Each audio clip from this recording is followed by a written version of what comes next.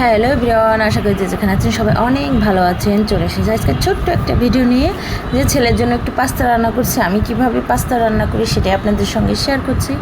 আসলে বাসায় অন্য কোনো সবজি ছিল না, তো শুধু পেঁয়াজ মরিচ আর চিকেন বল ছিল। চিকেন বল দিয়েছি বলে ডিম দিই নাই, কারণ আমার ছেলে আবার পাস্তাটা খেতে অসম্ভব পছন্দ করে। তো আমি কিভাবে পাস্তাটা রান্না করি সেটা একটু আপনাদের সঙ্গে শেয়ার করলাম। এই যে একটু পেঁয়াজ মরিচ দিয়ে দিয়েছি, সেটা ভাজা হয়ে গেলে এই যে অনেকগুলো চিকেন বল নিয়ে আর কি গোল গোল করে কেটে নিয়েছি পাতলা করে। এখন একটু পেঁয়াজের সাথে ভেজে নেব। আর পাস্তাগুলো আমি আগেই সিদ্ধ করে রেখে দিয়েছি।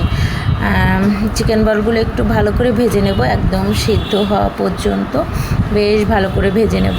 কারণ আমার ছেলে বা চিকেন বল, চিকেন নাগেটস এগুলো খেতে অসম্ভব পছন্দ করে। মেন কথা, সে চিকেন খেতেই অসম্ভব পছন্দ করে। তো ভাবলাম চিকেন বল যেহেতু আছে, ও শুধু ভেজে দিলে আবার অতটা পছন্দ করে না, পাস্তা নুডলস এর সঙ্গে রান্না করে দিলে আবার অনেক পছন্দ করে। তো এই তো চিকেন বলটা একটু ভেজে নিয়ে এখন এই যে পাস্তাগুলো সিদ্ধ করে রেখেছিলাম সেগুলো দিয়ে দিলাম। আর অনেক দিন পরেই পাস্তা, আসলে স্কুল বন্ধ তো টিফিনেই বেশি ওকে পাস্তা রান্না করে দিয়ে থাকি। তো বাসায় একটু কমই দেওয়া হয়, বিকালের দিকের নাস্তা আর কি ও দুধ খাই, সেটাই। এমনি পাস্তা নুডলস অতটা বেশি রান্না করি না, শুধু স্কুল টাইমে টিফিনই করে দেই আর কি আমি। তো এই তো পাস্তাগুলো দিয়ে নেড়ে চেড়ে একটু সস আর এই যে পাস্তার মশলা দিয়ে দিলাম।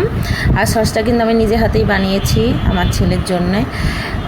তো এই তো পাস্তা সস দিয়ে মশলা দিয়ে সুন্দর করে নেড়ে চেড়ে এখন নামিয়ে নেব। আর আমার ছেলে একটু সস বেশি দিয়ে আর কি জুসি খেতেই পছন্দ করে, এর জন্য একটু জুসি জুসি করেই রান্না করে দিলাম। আর আমি যেভাবেই রান্না করি সেটাই নাকি তার অনেক ভালো লাগে। তো এই তো ছোট্ট একটা ভিডিও আপনাদের সঙ্গে শেয়ার করলাম। কেমন লাগলো আমার পাস্তার রান্নাটা? যদি ভালো লাগে অবশ্যই লাইক কমেন্ট শেয়ার করবেন, আর কমেন্ট করে জানাবেন। আর আমার চ্যানেলটা একটু সাবস্ক্রাইব করে দেবেন। আর যারা আমার ফেসবুক পেজ থেকে দেখছেন তারা অবশ্যই আমার পেজটা ফলো দিয়ে দেবেন। সবাই ভালো থাকবেন।